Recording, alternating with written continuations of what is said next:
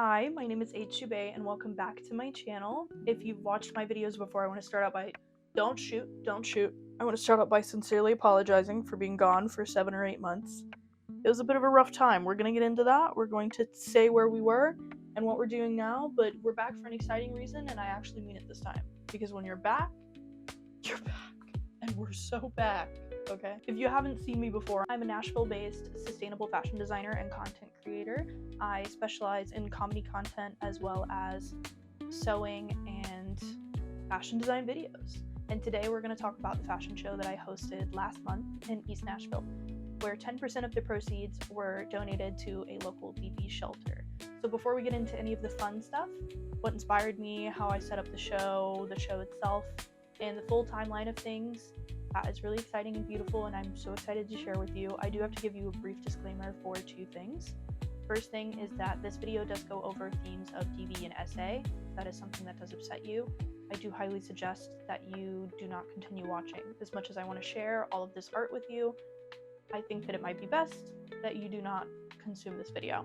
That being said, I am posting a lot of photos and videos of the show itself, which don't directly speak on my story. Those you can find on Instagram as well as TikTok. I would highly suggest going there if you still want to see how the show went and the looks themselves, but you don't want to hear any DV or SA content. Number two is that one of the reasons that I was away for so long is that unfortunately last fall I did lose my beautiful and sweet, wonderful girl, Miley. She was my cat of 17 years. She was the light of my life, my soulmate, what kept me through the dark times. And she was a big rock and supporter for me when I was escaping my own DV relationship.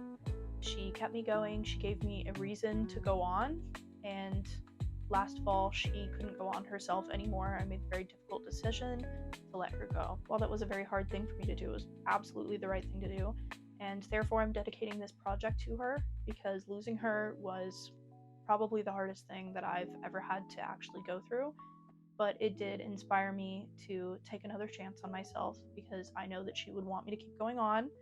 She'd want me to keep creating, and so this project and any more forever are for my sweet girl Miley. It's always been just you and me, kid. Now that we got past all of the logistical things, we're gonna get into a little bit of fun. So if you don't know anything about Barbie fashion show CD-ROM from 2004, that wouldn't really shock me, okay? But this entire collection was created inside of that video game and then made in real life.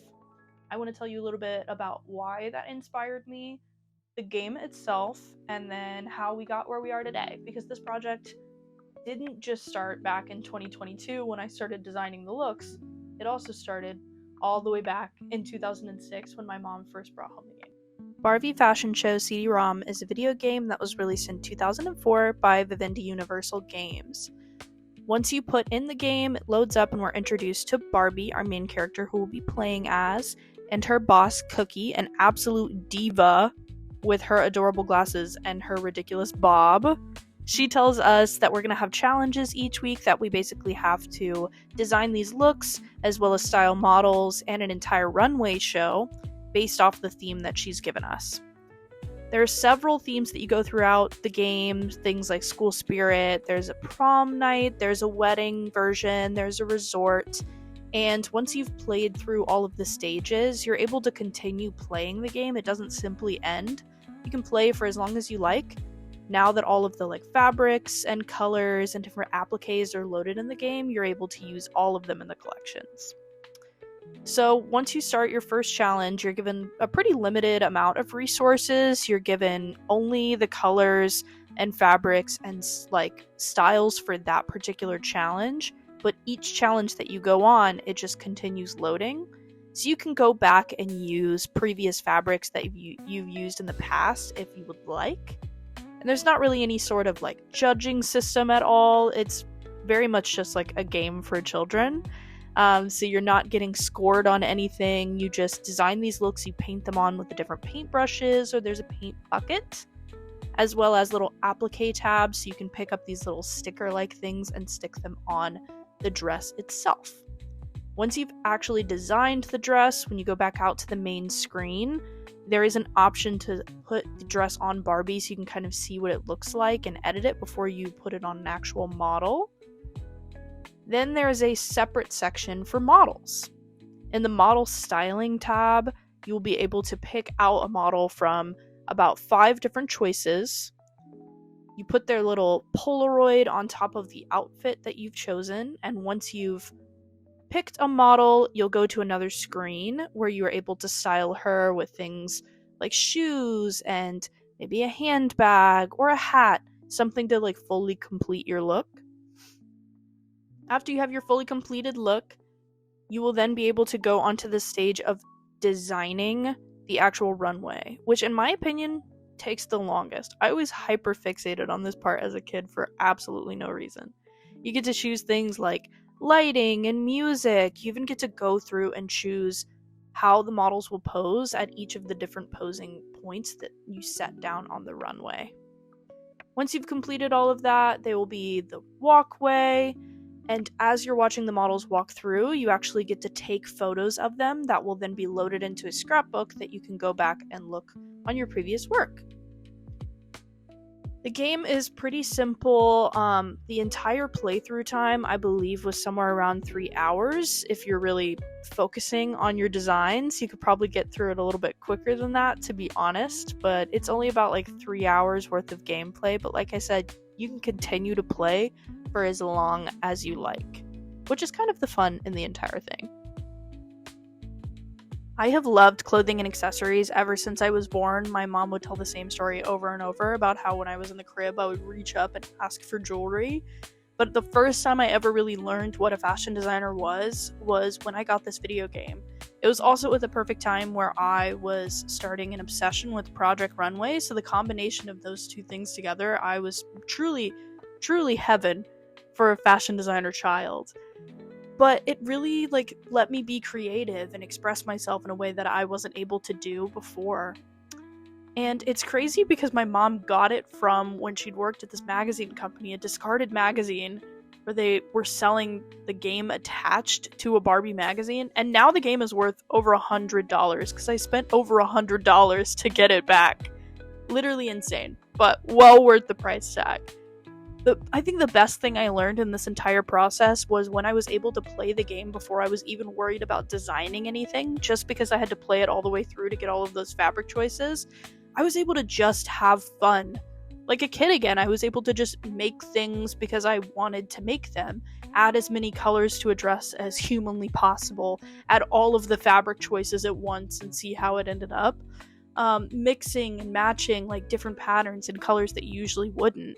Like I just sat down and had a lot of fun with it, because if I was going to play through the whole thing, I wasn't going to sit down and be worried about what the final product was going to be like, or how edited it needed to be, or if anyone was ever going to see any of those creations. The only people that were going to see it were just me and anyone I decided to share it with. And there were a lot of duds in there. There were a lot of things that I probably shouldn't make because they were ugly. But there were also a lot of really great and brilliant creations that came from just me having fun as an adult, like I did initially when I was a kid. I feel like as adults, we should go back to our original source of creativity when we get in these like crazy blocks where we're not able to pick up anything or start anything because we think it's going to be a big failure. We should just pick up what is the first thing that made you want to sit down and paint? What is the first thing that made you want to create a video game or write a novel? What was the first thing in your life that made you realize this is something that you want to do? Go back to the source of that, recreate it, and have fun with it again. Don't create something just because you want to monetize it or have the entire world see it. Create something because that's what we're put on this earth to do.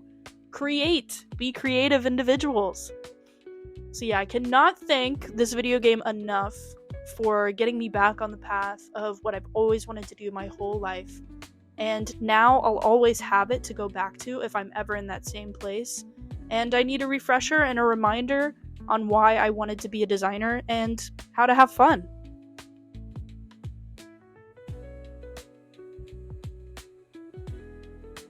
So in 2020 was when I left my abuser. It was a very difficult time for me. Luckily, I made the fantastic choice that I suggest for anyone out there ever, to go to therapy. And when I was in therapy, I decided to dedicate the next few years of my life to that, which meant that I had to put a bit of a pause on my career. Luckily, in 2022, I was able to finally take a step in the direction of my career, and I thought, what inspires me? Now, the only problem with this is that somewhere around 2017, when my mother was packing up our house, the Barbie fashion show CD-ROM game somehow got broken. I'm not saying who it was, my brother, but it got broken, and so I no longer owned it. And you're saying, oh my god, just go out there and buy one. You are correct in that fact, except I would like you to know that hefty price tag. The only place you could buy it anymore was like eBay and one Amazon listing, and both of them were over $100. Now, I would do a lot of things for my career, and one of them was purchase this video game for $100. It's an investment in myself. It's fine. It's not that big of a deal. Once I purchased the game, I had to play through the entire thing to get all of the fabric and applique choices that you get. And if I was going to make clothing inside of a video game and then have to make it in real life, I was going to need every ounce of fabric and color that game could offer me. Because the challenge, the rules, are as follows. Everything had to be sustainable. The fabric had to be thrifted or gifted, so it had to be someone is throwing out their fabric and they're willingly giving it to you, or you are purchasing it secondhand. That is the number one. Or it is something that you already own, obviously. Number two, everything had to be created in the game. If the fabric that I found in the real world was the most beautiful thing I've ever seen and I could not create it in the video game, I couldn't use it.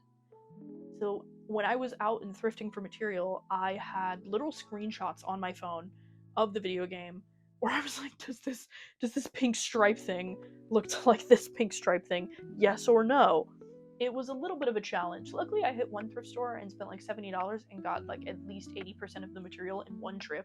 It was insane. It was like fate was on my side, okay? I had to go out there and work with what the world was giving me, and also work with what this video game from 2004 was giving me. This is my first Y2K collection. Pretty much everything I designed before this, I would like to say, is a lot more 70s inspired. In 2022, I started designing everything. In 2023, I had my first mini show. There's a small short film about that on this channel where I started the channel with this video, and I didn't want to admit it to any of you guys, but it was a bit of a flop. The photo shoot, fantastic, wonderful, ate it up, great. The show itself, very badly marketed. Now I am a social media manager and content creator. I know a little bit more about marketing. I could actually get people to my show. The first time, that was an impossible feat, unfortunately. It was still a lot of fun. It was a great afternoon. I met some great people. One of the girls that was in the first show is in the second show, and I feel so very grateful that she came back and wore the same outfit like 2 years later. And so after that show was over, I thought, I want to do this bigger and I want to do it better. But I think that I need to build up some traction first. So I started a YouTube series where I continued designing things inside of the video game, and I thought, these will surely pick up. Spoiler alert, they did not pick up. People did not really care about it like I did. And that's, you know what, that's okay. Luckily, during this time though, my TikTok was really picking up a lot of traction. And so I started focusing a little bit more on that. I was sad though. I felt like this project was tabled, it was shelved, it was not, I could do so much more with it. So this process might look a little bit different to you, especially the first few steps. If you want to go about this a different way, this is the way that worked best for me. So the very first thing when I was setting up my show that was mostly important to me was I knew that there were a select few people that I wanted involved in it, and those people I had to know what their schedules were like. In particular, one of my friends, Emily, she's wonderful and inspires me. She's a musician and she's just fantastic. I really wanted her to walk in my show, but she has a very busy life. And so I reached out to her pretty early on and we're like, what does your calendar look like? Tell me when you are free. I need you. I reached out to a few other people that I needed to be a part of it as well, made sure that all of their schedules aligned, and then I got into actually planning the show itself. Next up came securing the venue. I went in, looked up how to book the venue, and found the app Peerspace.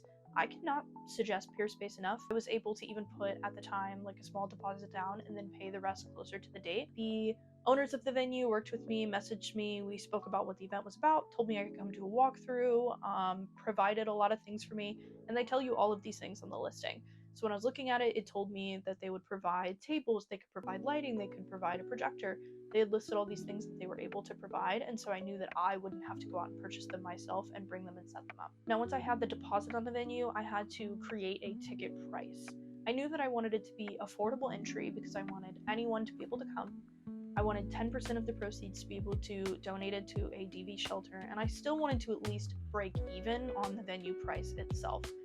So all the people that worked on the show are very lovely and wonderful for donating their time to this cause, and for that I'm so incredibly thankful, but there was still a monetary entry into setting it up, and that mostly came down to the venue as well as any marketing that I did, or any extra things that I bought for the show. And so I came up with the ticket price $15, decent entry price.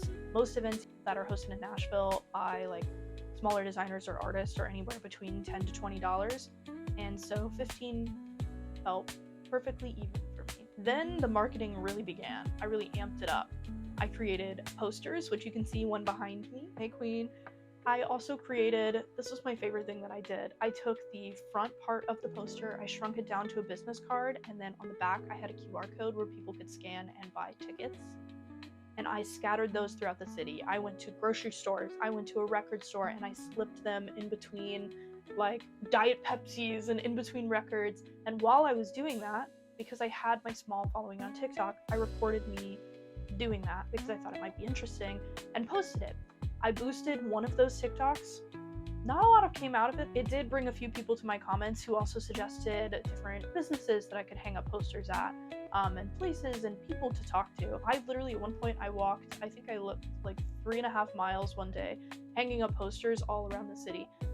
Sadly, I did look it up, and half of them were torn down in that 3.5 mile day, and that was very upsetting. If you tore down one of my beautiful pink posters in East Nashville, I'm coming for your left shoes and I'm shitting in them. With the marketing in full force, just about a month before everything started, I created a group chat and started adding on the different artists that were going to be working with me. So whether they were models or vendors that were a part of the show, photographers, videographers, anyone that was going to be a part of it, I threw into this group chat so that I could kind of dump all of this information on them at the same time. It also made it a lot easier to schedule things like fittings. I could get in there and say, here are all the slots available, when are people available, and I started scheduling these models to come in for fittings. Now, luckily, most of the outfits in this show were already created. For the Barbie collection itself, I actually have somewhere around 12 or 13 full looks, but I knew that I only wanted to show 8 of them. I knew I wanted the original 4 outfits to be in the show, so those were already taken care of, and then I had to choose from the other things that were out there. When I was choosing things, I did decide at the last minute that I wanted to create something entirely new, so one of them is entirely created just for the show and did not exist before that. The actual like sewing and creating of things was mostly done, except for a small portion of it. Now, whenever the models had to come over for fittings, I did have to do adjustments along the way, but luckily the designs had pretty much past been created. Now, like every good story, there has to be like one thing that goes wrong, okay? Luckily with the show, there was only like 2 things that went wrong the entire time, and both of them were very manageable, luckily. The first thing was I was noticing that no tickets were being purchased up until like maybe a week and a half before the show, and I thought it was really interesting because I had 400 views and not a single ticket purchase. I thought maybe people are holding out, so I amped up a little bit on the marketing and was trying to usher people in and say, hey, please make a purchase, I need to not go insane. Well, my friend Emily was like, maybe I'll just test it out, see if it works. Tested the link. The tickets weren't working. We were a week and a half from the show, and the ticket link was broken. His Eventbrite was broken, and I had to chat with Eventbrite for like over an hour before they were like, little bit of a glitch, our bad, and fixed it. Still, the thought of people that might have seen my poster out who wanted to buy a ticket and then forgot or just couldn't because of that keeps me up at night. It haunts me. I'm so sorry if you wanted to come to my show and you didn't get to come to my show or you forgot about it. I'm literally crying in the club about it every single day. I'm so sorry. People still showed up. We had a good turnout. Everything worked out. But it was so stressful for no reason. Eventbrite I'm coming for your left shoes. And I'm shitting in them. On the actual day of, the only snag that we had was one of our vendors had to drop out due to some health concerns, and that was really sad because I wanted her to be a part of it, but I also completely understood, and the event still went fantastic. The greatest part of my ads, though, was through Eventbrite, I actually met a wonderful volunteer who DM'd me, offered to volunteer her time, and just wanted some experience on how things like this went. We met up for coffee. She was really great. I decided to include her on all of the planning, so when I made an itinerary, I sent it to her so she could kind of see what those looked like. When I went for a walkthrough, I included her. I had her come out to the walkthrough so she could talk through things with me, and she could also see what a walkthrough of a venue would be like. Now, 24 hours before the show, I sat in front of my computer and I screen recorded some gameplay of the game itself. I played through a little bit of it. I put it on YouTube. I looped it for 2.5 hours, and I packed up everything to get ready to set up at the venue. So before I show you the walkthrough of the show itself, I did have the speech written out for the day of, and it is recorded, but I am horrible at public speaking. I'm a Leo and I love attention, but a girl cannot stand in the middle of the room with a microphone. So I have decided to pull up the speech and reread it for you here because I think the information is really important and impactful. And I think that we need to have more conversations about domestic violence in order to continue preventing it, as well as I want you to have a little bit more insight into me before you get to see the art I created. Hi everyone, welcome to our show. I'm so excited to show you what I've been working on for the past 2 years. But first, I want to speak with you a little bit about why we're here today and the cause that we are going to be donating to. From the years 2018 to 2020, I was in a DV relationship, which had isolated me from my friends, family, community, and sense of self.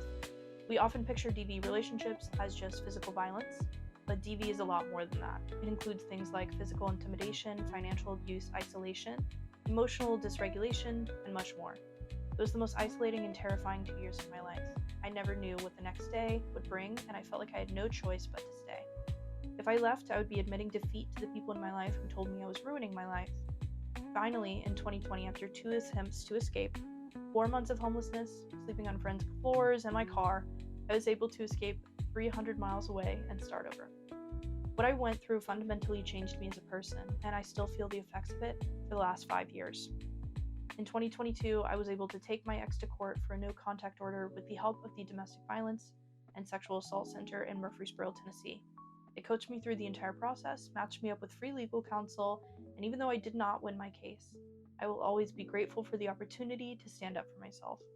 I told myself that one day, when I went back to my career, I would donate 10% of all proceeds that I make to help other victims find that same feeling of safety and pride in themselves. Now that we know a little bit about the great cause that we're supporting, we're going to get into the fashion. This collection was designed inside of Barbie Fashion Show from 2004, the video game that inspired me to become a fashion designer. You're going to see some cool visuals behind me where I designed the looks inside the game and then made them into works of art you're about to see. So enjoy, take lots of photos, and in just a minute, the show will begin.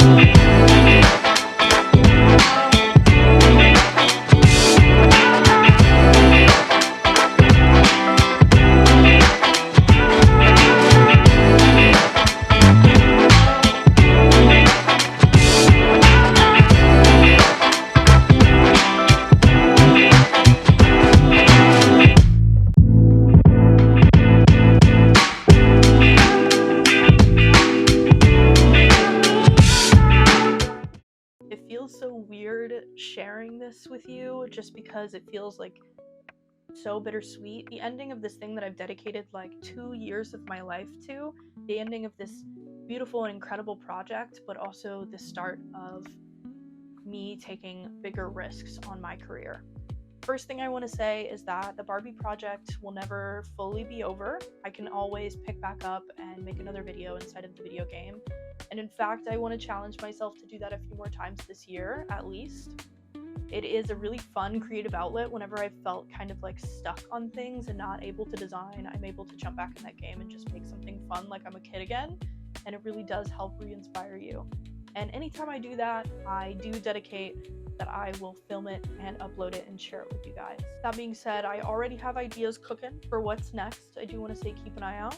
I do plan to have another show, hopefully at the end of the year, or at least early next year, and I will be filming that entire process as well and sharing it with you. But do keep an eye out. I'm going to continue making videos on here. The projects that I will share with you that have up and coming for the next few months on YouTube are I'm going to be doing more thrift flips, turning vintage patterns into more modern looks, as well as designing for musicians. It is just the beginning. So please stay subscribed. Follow me on any of my other social media if you want to see me on a more day-to-day basis. I never really shut up on TikTok or Instagram. But until next time, YouTube, I hope you have a beautiful and safe day. And if you want any part of this show to have at home for yourself, or you just want to donate to the cause, there are going to be links below on merch that you can purchase and that I will mail to your home. And you are able to have a piece of that show and know that 10% of those proceeds are going directly to those in need. Thanks so much. I'll see you guys next time.